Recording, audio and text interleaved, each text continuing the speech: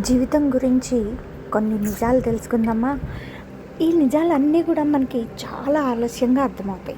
మనకు నచ్చిన ప్రతి మనిషి మన జీవితంలో శాశ్వతంగా ఉండరు. మనస్ఫూర్తిగా చేసిన ప్రతి మంచికి కూడా వెంటనే గుర్తింపు అనేది మాత్రం రాదు. ఎంత జాగ్రత్తగా ఉన్నా కొన్ని తప్పులు మన చేతులతో మనమే చేస్తాము.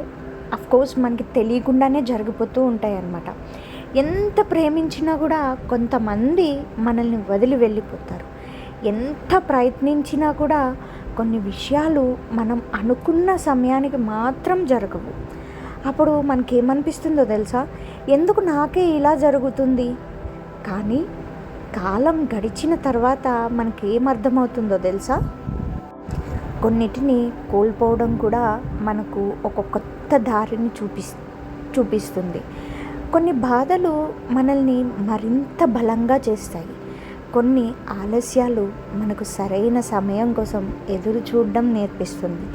ఓపికతో ప్రయత్నించడం అనేది నేర్పిస్తుంది. అందుకే జీవితం ఎప్పుడు కూడా మనకు నచ్చినట్టుగా ఉండాలి, మనకి నచ్చినట్టుగానే ప్రతి విషయము జరగాలి అని మాత్రం అస్సలు ఎక్స్పెక్ట్ చేయకండి. ఏం జరిగినా సరే, లేదా జీవితంలో ఎలాంటి సిచ్యువేషన్స్ వచ్చినా సరే, దాని నుంచి ఏదో ఒకటి నేర్చుకోండి.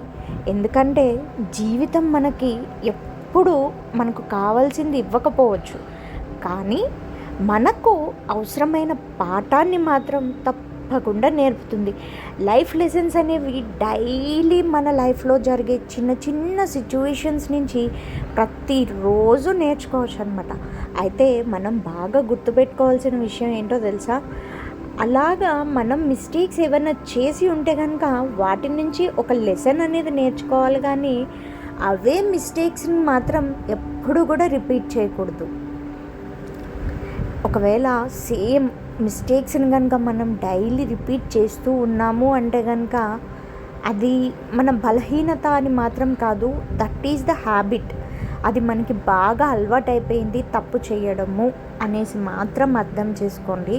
సో కాబట్టి లైఫ్ లెసన్స్ అనేవి ప్రతిరోజు మన డైలీ లైఫ్లో జరిగే చిన్న చిన్న విషయాల నుంచి కూడా నేర్చుకోగలుగుతాము. అండ్ ఎక్కువగా అయిపోయిన విషయాల గురించి కూడా ఎక్కువగా ఆలోచించకుండా ఫ్యూచర్ కోసం ఆలోచించి ఫ్యూచర్ కోసం డెసిషన్స్ అనేవి తీసుకోండి. Please subscribe to my channel. Thank you.